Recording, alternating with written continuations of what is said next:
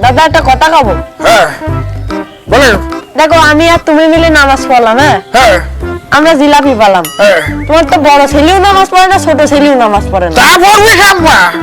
হ্যাঁ বড়টা তো সে টাকার পিছনে তৈরি করার এত টাকা পয়সা হবে কি? বেরিয়ে গেলে তো তোর কিছু সাথে যাবে নি। হ্যাঁ কথা শোনে নাকি শালা শয়তানের বাচ্চা নাকি কথা শোনে? হ্যাঁ আর ছোটটার কথা কইছো ও তো আরো বড় শয়তানের বাচ্চা রে। হ্যাঁ ওকে আওয়াজ পড়ালো না না দাদা তোমার কথা আসছে না। কে হবে নি? তুমি মানুষের খয়তানের বাচ্চা খাওয়াকে এইদিকে তো খাওয়া ঠিক না। তাই নাকি? তুমি জানো না? হ্যাঁ এ কথা তো ভাবিনি না ভাই। হ্যাঁ ওই শয়তান বলে তো সে শয়তান তো আমি হচ্ছি তাই না?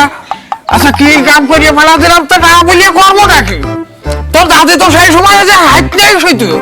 হ্যাঁ এ কথা না বলি তোর বাঁচছে নি তো সে শয়তানের বাচ্চা গ্যাস করবে। কি বলো দাদা, তুমি আবার শয়তানের বাচ্চা বললে।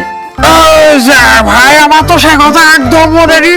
আর ভুলে গেছে ভাই। হাসতে তোর ভাই হাসতে খুলে কি করছে? না না করিস না।